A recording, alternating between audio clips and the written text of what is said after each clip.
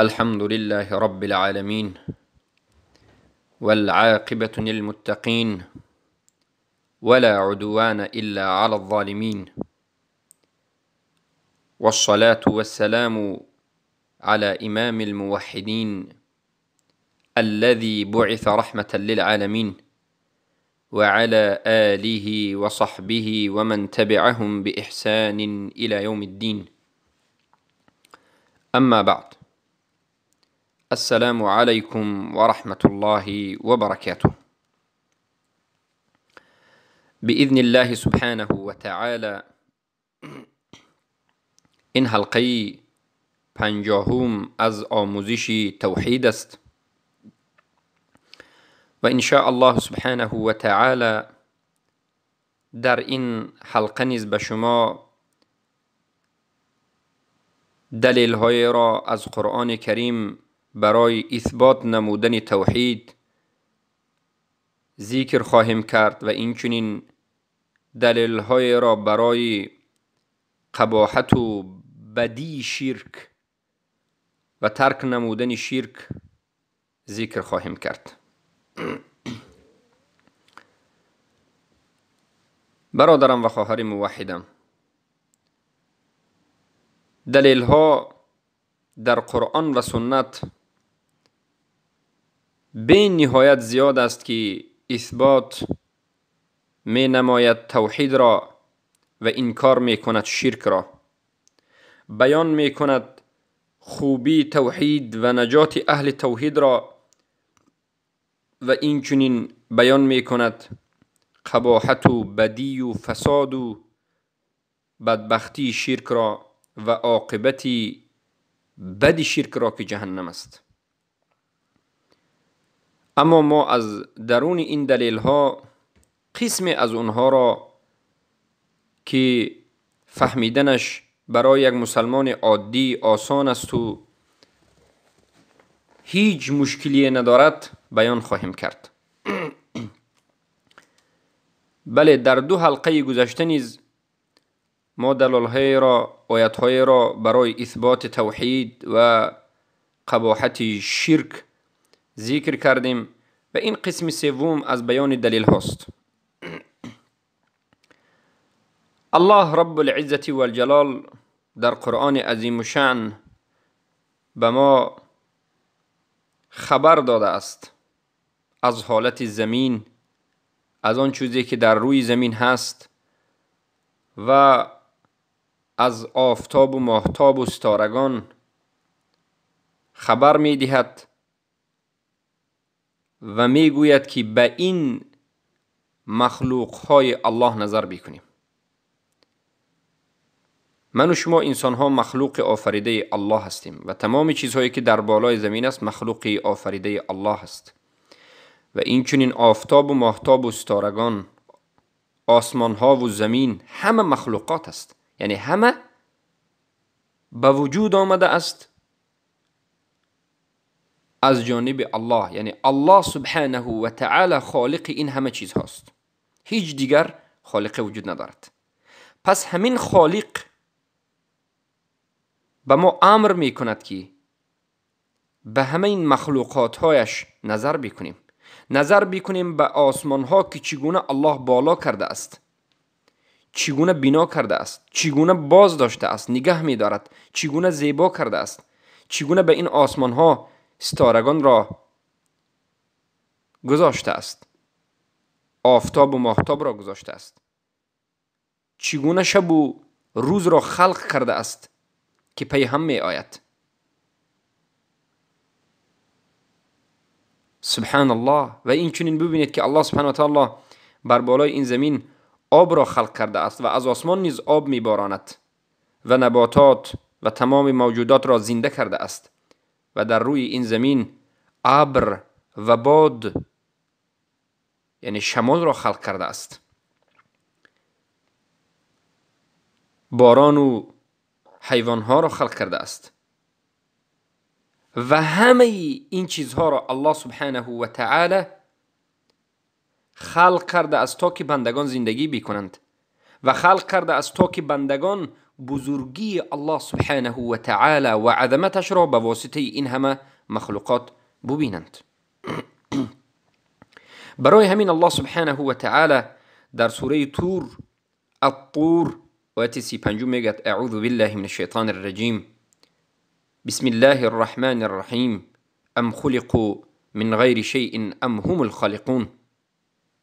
آیا انسان ها از یک چیزی نبوده خلق شده اند یا که اونها خودشان خالق هستند؟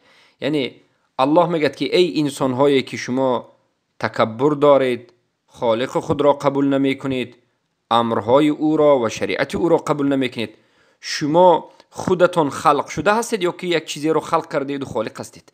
یعنی این دلالت میکند که ای انسان های ضعیف، انسان هایی که خلق شده اید و شما را الله خلق کرده است، به سوی الله بیایید.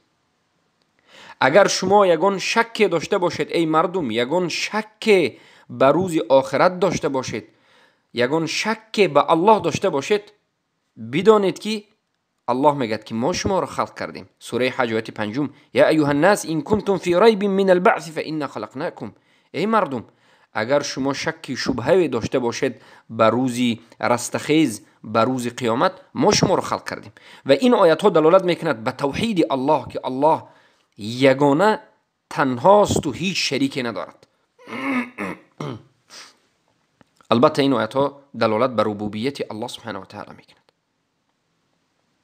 این چنین آیات ها به نهایت زیاد است، به نهایت زیاد است که دلالت میکند که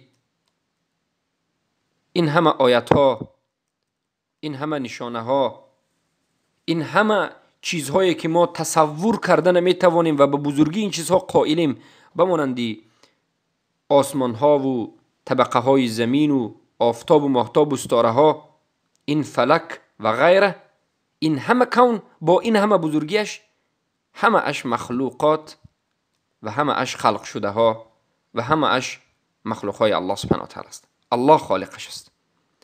این چنین دلالت ها زیاد است. و الله سبحانه و تعالی در تمام خلق کردگانش هر چیزی را که خلق کرده است در بهترین حالت خلق کرده است.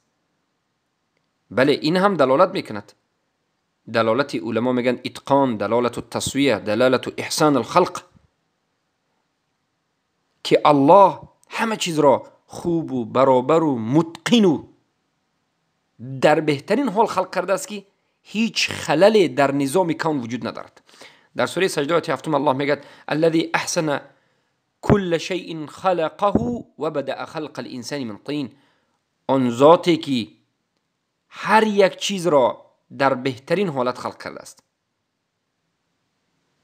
و خلق انسان را از طین شروع کرده است. طین یعنی خاک هایی که بلای بطلق مبدل گشته و بودار است. الله میگه صنع الله الذي اتقن كل شيء. ساخته های الله که در همه ساخته هایش بهترین حالت را گذاشته است. اتقن، اتقن یعنی در بهترین حالت، 100% متقن.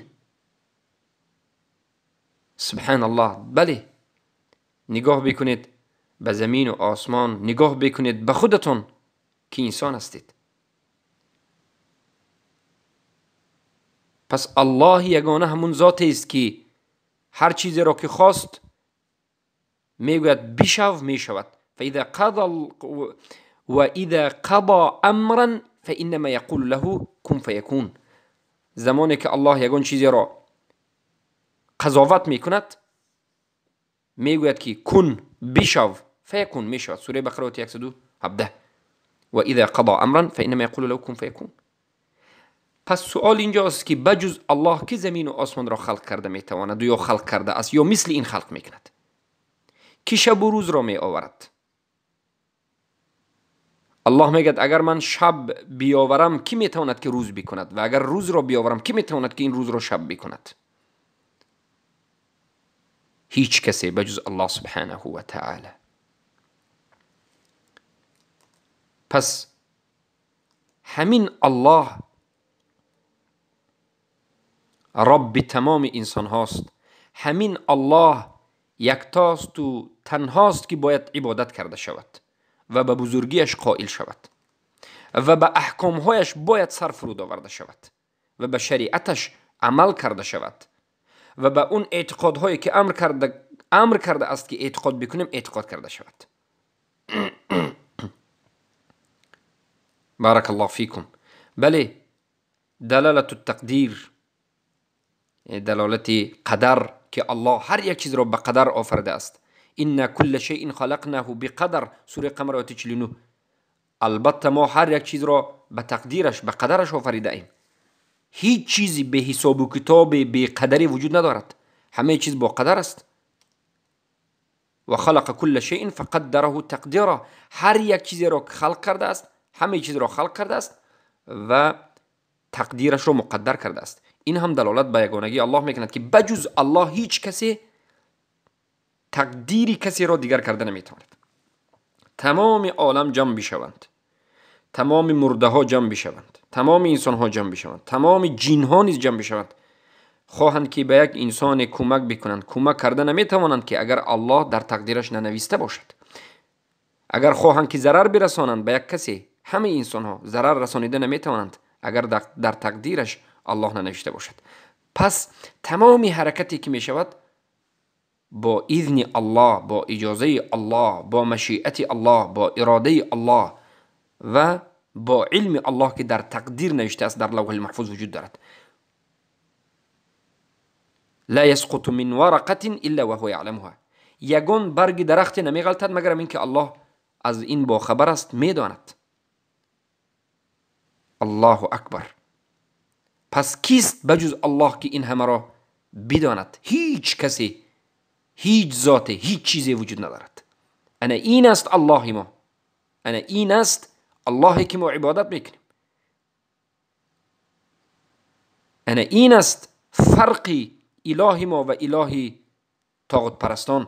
اله ما قادر است، اله ما همه چیز را خلق کرده است و همه در دستی همه اداره در دستی الله سبحانه و تعالی است. بدیع السماوات والارض الله است و هر یک چیزی را که بخواهد میگوید که کن میشود و هر یک چیز را به تقدیرش آفریده است و از همه چیز با خبر است، از سر و علانیه و هر چیزی که پنهان است، درونی انسان یا بیرونی، از همه چیز آگاه است. و الله سبحانه و تعالی خودش مدبر است.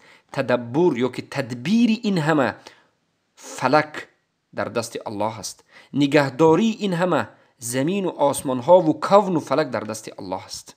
الله سبحانه و تعالی در سوره یونس 3 میگه ان ربكم الله الذي خلق السماوات والارض في 6 ايام ثم استوى على العرش يدبر الامر. البته رب شما، اله شما الله همان ذاتی است که آسمان ها و زمین را خلق کرده است در مدت 6 روز و بعد از این به بالای عرش استوا شده است. استوا معناش رفع و علا، خیلی که تمام علمای اهل سنت و جماعت میگن، به اجماع علمای اهل سنت و جماعت، یعنی به بالای عرش بالا شده است. یدبر الامر، و تمامی امر را الله تدبیر میکند. یگان کاری و حرکتی و هیچ عملی به تدبیر الله به وجود نمی آید. ما من شفیع الا من بعد اذنه، هیچ شفاعت کننده وجود ندارد مگر بعد از اذن الله سبحانه و تعالی. ذلكم الله ربكم فاعبدوه، انا این الله شما رب شما هست، پس او را عبادت بکنید. افلا تذکرون؟ آیا به یادتان می آید؟ آیا شما می فهمید؟ آیا عقل و خرد دارید؟ انا من الله باید پرستیده شود، انا من الله باید دوست داشته شود، انا من الله باید اطاعت کرده شود، انا این الله سبحانه و تعالی باید یک و یگانه طلب کرده و دعا کرده شود و همین الله است که باید به این رکوع و سجده کرده شود و انا من الله است که باید به این توکل کرده شود و به این نظر کرده شود و به این ذبح کرده شود و انمین الله است که باید به این ایمان آورده شود و انمین الله است که باید به قانونش، به تشریعش و به حکمش و به امرش اطاعت کرده شود. انمین الله است که باید حکمش در زمین جاری بشود. انمین الله است که باید به سوی همین الله در حالتهای مناقشه و بحث و در حالتهای مجادله و کشمکش باید تحاکم کرده شود، یعنی مراجعت برای حل و فصل اختلافات کرده شود. انمین الله است که باید در راهش کوشش کرده شود. انمین الله است که باید در راهش جهاد کرده شود. انمین الله است که به خاطرش تمام چیز باید فراموش کرده شود. این الله ما است، الله اهل اسلام است، الله مسلمانان و مؤمنان و موحدان است. اما اله طاغوتان، اله طاغوت پرستان بجز این الله چیزی دیگری هست. اطاعت طاغوت پرستان به الله است یا که به طاغوت است؟ به طاغوت اطاعت میکنند. طاغوت پرستان حکم الله را میخواهند یا که حکم غیر الله را میخواهند؟ حکم غیر الله را میخواهند. طاغوت پرستان در وقتی مناقشه و کشمکش و اختلافها برای حل فصل این همه اختلافها به سوی حکم الله میشتابند یا که به سوی حکم طاغوت و غیر الله؟ به سوی حکم طاغوت و غیر الله میشتابند. طاغوت پرستان و مشرکان آیا به الله سجده میکنند یا که به غیر الله هم سجده میکنند؟ انا فرق مؤمن و موحد و مسلم از یک مشرک انمین است، از یک طاغوت پرست انمین است.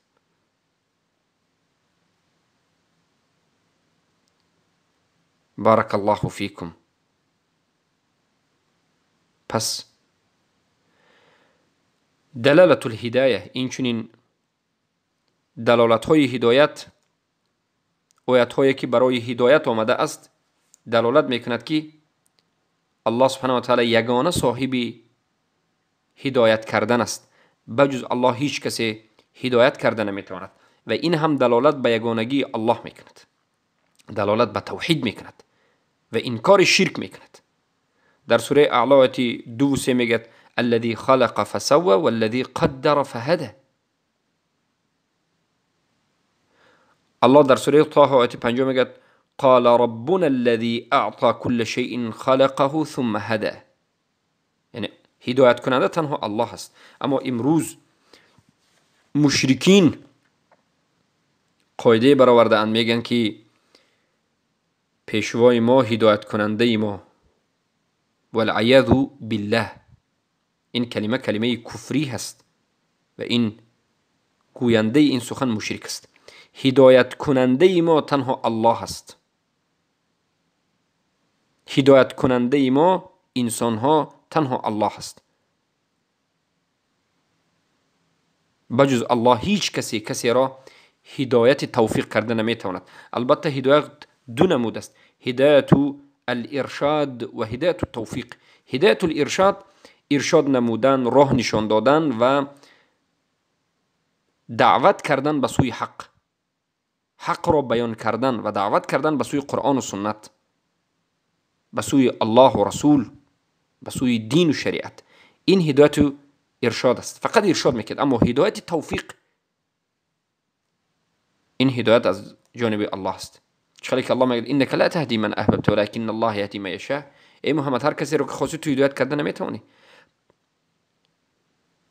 بلکه الله هر کسی رو که خواستی هدایت میکرد. و این چنین دلالت تخصیص و القدره علی غیره. علما میگن دلالت های برای توحید الله میکرد، این دلالت هایی که الله قدرت را خاص خودش کرده است بر غیر خودش. یعنی الله یگانه ذاتی که کاملا به غیر خودش قدرتی 100% دارد. هیچ کسی به غیر خودش قدرت ندارد. اما الله، یکی از خصوصیت های الله این است که قدرت به غیرش دارد، کاملا به همه چیزها قدرت دارد. در سوره فرقان آیه 45 الله میگه الم تر الی ربک کیف مد الظل ولو شاء لجعله ساکنه. در سوره معارج آیه 41 میگه انا لقادرون علی ان نبدل خیرا منه و ما نحن بمسبوقین. یعنی ما قادر هستیم. این آیات ها دلالت به قدرت الله میکند که الله قادر است. این همه دلالت ها، دلالت قدرت، دلالت خلق، دلالت تقدیر یعنی قدر و دلالت هدایت، این همه دلالت ها به توحید ربوبیت الله بود که الله یگانه است در ربوبیتش. و حالا باشد به شما دلالهای را ذکر میکنیم که هم دلالت میکند به توحید ربوبیت و هم به توحید الوهیت. بارک الله فیکم. و البته هم به توحید اسما و صفات. آیات های گذشته هم به توحید اسما و صفات دلالت میکرد.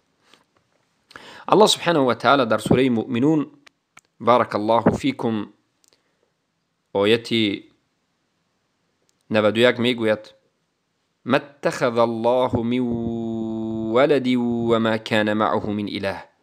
الله سبحانه و تعالی به خودش فرزندی را انتخاب نکرده است، فرزندی را نگرفته است. و ما كان معه من اله، و همراه الله یعنی با همراهی الله یگان اله دیگری وجود ندارد. الله در همین قسم آیت، یک قسم اول این آیت سوره مؤمنون آیت 91 دو چیز را انکار میکند که بزرگترین چیز است. اگر تمام انسان‌های روی دنیا به همین قسم آیت ایمان می آوردند و عمل می کردند و حق این آیت را به جا می آوردند، همه موحد می شد. قسم اول ما اتخذ الله من ولد، الله به خودش فرزندی را انتخاب نکرده است، فرزندی را نگرفته است. الله فرزندی ندارد. لم یلد ولم یولد. الله کسی را اعوذ بالله تولد نکرده است، فرزندی ندارد و از کسی زایده نشده است، یعنی پدر و مادر هم ندارد. الله پدر و مادر ندارد. الله زن و فرزند ندارد.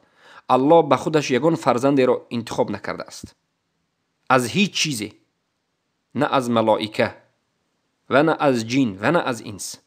این آیت رد میکند و انکار میکند مشرکانی که به الله فرزند را قائلند، یهود را و نصارا را، اهل کتابی که مشرکین هستند.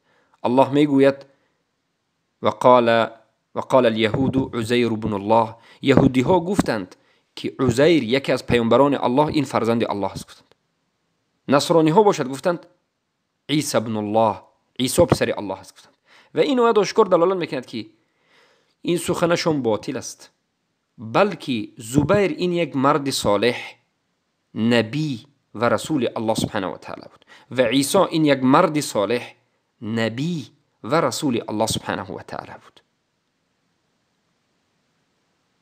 نه از این زیاد چیزی نبودند. اینها بنده های الله بودند، مثل من شما بشر بودند، اما رسول الله صلی الله علیه و سلم بودند. همشون رسول الله بودند. هر کسی که اینها را فرزندان الله میگد والعیاذ بالله مشرک است، مشرک شده است و کافر است و بینهایت بهتان بزرگی را و یک سخنی سختترین را گفته است و به الله بهتان گفته است. الله این کار میکند. الله به خودش فرزند نگرفته است، انتخاب نکرده است، فرزند ندارد.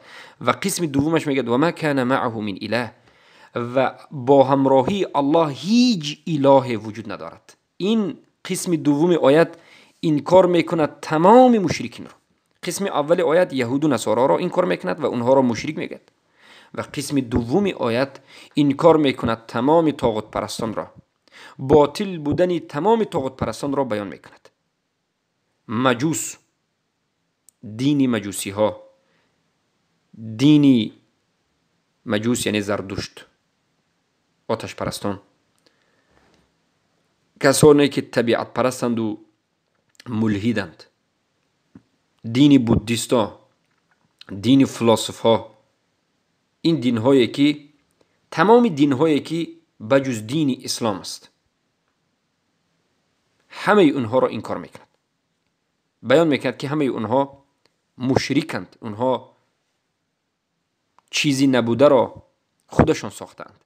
و این چنین این آیت دلالت میکند که کسانی که بجز الله قبر را، اولیای را، سنگ و درخت را، مزار را سبحان الله اولیای خود گرفتند، اونها را اله خود گرفتند، اونها خطا کرده اند، اونها گمراه گشته و مشرک شده اند، چرا که چیزی نبوده را به وجود آوردند، الله اجازه نداده عمل را انجام دادند و چی برسد این بزرگترین مخالفت شریعت است، بزرگترین بدی را انجام دادند و این شرک است و هر کسی که توبه نکرده از شرک بمیرد خالدا مخلدا ابدا همیشه در جهنم میسوزد.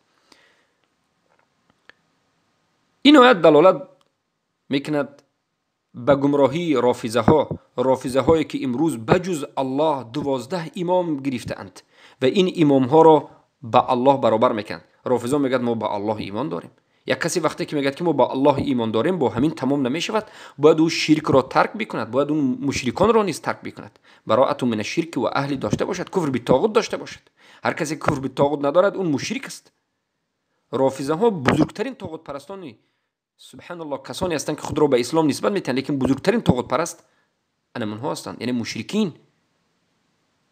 اونها با همراهی الله 12 امام خود را می پرستند، عبادت می کنند، گویا که اینها نیز والعیاذ بالله صفت های الله را دارند، یعنی عبادت ها را به اینها نیز انجام میدهند، قبرهای اینها را طواف میکنند، در نزد قبرهای اینها دعا میکنند و از اونها طلب کمک میکنند و غیر از شرکیات دیگر. پس این دلالت میکرد که اونها مشرکند، گمراهند و مخالفتی آیت آشکار الله دارند. و این چنین صوفی ها که عبادت را به غیر الله انجام دادن را جایز میدانند و استغاثه کردن را از غیر الله، از مرده ها، از اولیاها جایز میدانند، توکل کردن به مرده ها، نظر کردن به مرده ها، اولیا گویا، و این چنین ذبح کردن به مرده ها یعنی اولیاها، سجده کردن به پیشوایشان، ایشانشان، رکوع کردن، این همه عبادت است و اینها این عبادت رو باید به الله انجام دادند، اما آمدند به غیر الله انجام میدن. اینها به الله هم انجام میدن، به غیر الله هم انجام میدن، یعنی به الله چیزهای دیگری را از مخلوقاتش برابر کردند. این همه مخالفت به شریعت دارد و این شرک اکبر است و صاحبش مرتد و مشرک است و کافر است. اگر توبه نکرده بمیرد خالدا مخلدا ابدا در جهنم است، چرا که الله در سوره نساء میگه ان الله لا یغفر ان یشرک به، الله هرگز انسانی که به او شرک قرار داده است نمیبخشد. اگر مشرک وفات کرده باشد هرگز نمیبخشد. و یغفر ما دون ذلک لمن یشاء، اما دیگر گناه ها را به کسی خواهد میبخشد. پس بیدار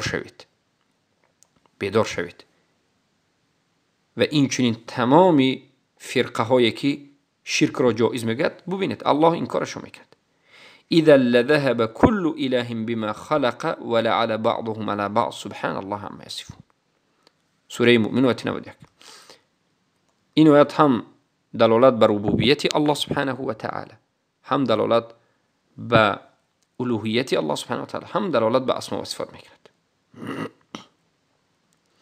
و این چون در سوره الانبیاء آیه 22 الله سبحانه و تعالی میگوید لو كان فيهما آلهة إلا الله لفسدتا فسبحان الله رب العرش عما يصفون. اگر در این زمین و آسمان بجز الله یگان اله دیگری وجود می داشت، زمین و آسمان فساد می شد. یعنی به عباره دیگر بگویم اگر با همراهی الله غیر الله سبحانه و تعالی یگان اله دیگری می بود، یعنی اگر دو اله می بود زمین و آسمان فساد می شد و در اینجا هیچ چیزی نمی بود. یعنی این عقل هم به این دلالت می کند که هر جایی که دو کس رئیس است اونجا فساد می شود، خصوصا در خلق و در آفرینش. الله در اینجا به شما عقلا میفهماند، یعنی عقل شما را تحریک میدهد، میجنباند، به شما خبر میدهد که شما بینگرید. میگد اگر در زمین و آسمان بجز الله یگان ذات دیگری، اله دیگری می بود، فساد وجود می داشت. اما الله یگانه است و همه به خواست الله و اراده و علم الله با تدبیر الله می رود و هیچ کسی بجز الله نیست که یگان قانون دیگری را به وجود آورد. پس سبحان الله، الله پاک است، رب عرش است از همه اون چیزهایی که مردم به او وصف میکنند. یعنی هر اون چیزهایی که مشرکین به الله نسبت میتن، از فرزند و از این و از آن، طاغوت پرستان و مشرکین به الله نسبت میتن، الله از اون پاک است. اینو هم دلالت به یگانگی الله، به ربوبیتش و الوهیتش و اسما و صفاتش میکرد. در سوره اسراء 42 الله میگه قل لو كان معه آلهة كما يقولون اذا لابتغوا الى ذي العرش سبيلا. پس علما میگن در معنای این آیت که سبیل مغالبه، سبیل منازعه، یعنی معنای آیت همین است که بگوی محمد صلی الله علیه و سلم به مشرکین که اگر با همراهی الله یگان اله دیگری باشد، چگونه ای که شما مشرکین میگوید که بجز الله، الله هم اله ما هست، اما لات، منات، عزا نیز همچون اله پرستیده می شود. الله میگه که ای محمد بگو اگر با همراهی الله باز اله دیگری باشد، به منازعه کردن، یعنی بیاید منازعه بکند، بیاید خودش رو نشان بدهد. یعنی سبحان الله. پس الله این حی القیوم است. الله خودش تنها کامل است و هیچ کسی به کمال الله، هیچ چیزی به کمال الله رسیده نمیتواند و نرسیده است.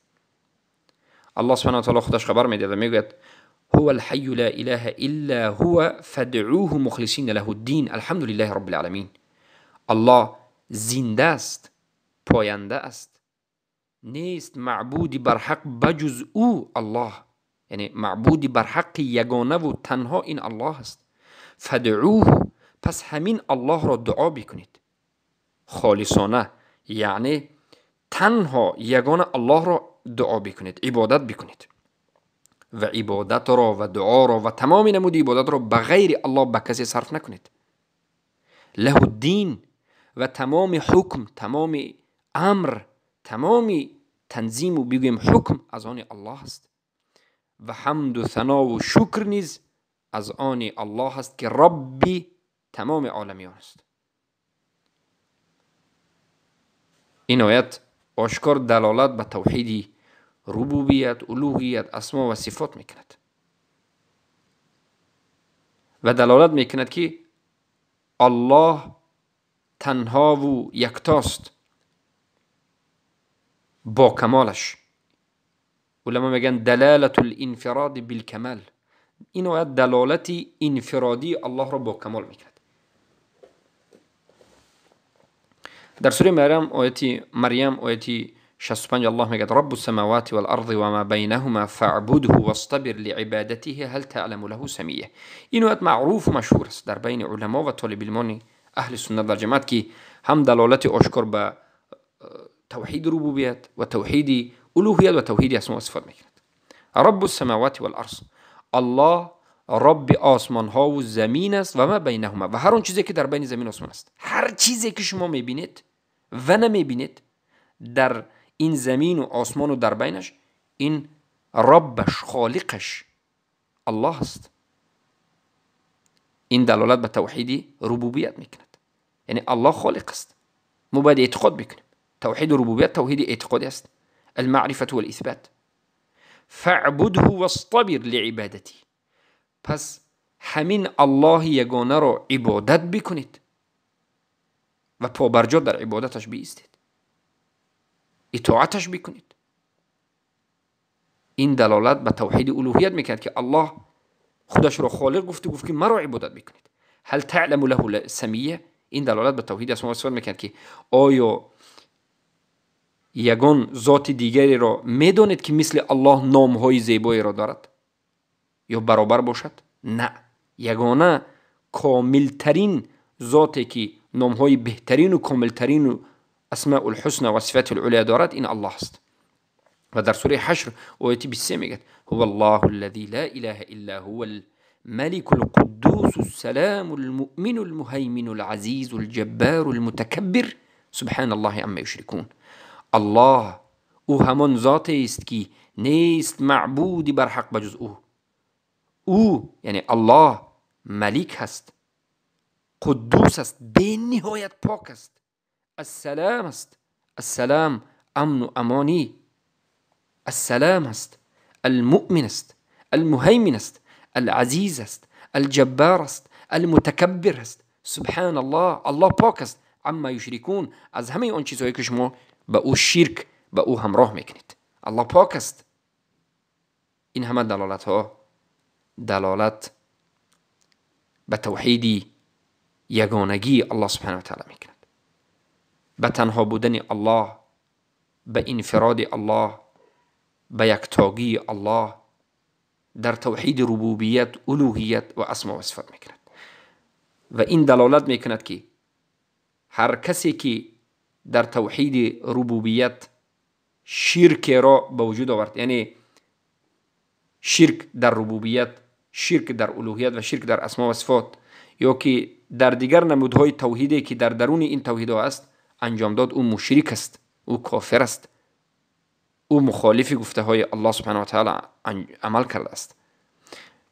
و با همین این حلقه را به پایان میرسانیم و باذن الله سبحانه و تعالی در حلقه آینده نیز باز دلیل های دیگری را از قرآن به شما بیان میکنیم که دلالت به توحید و اثبات توحید و بیان قباحت شرک میکند. بارک الله فیکم و حیاکم الله و بیاکم.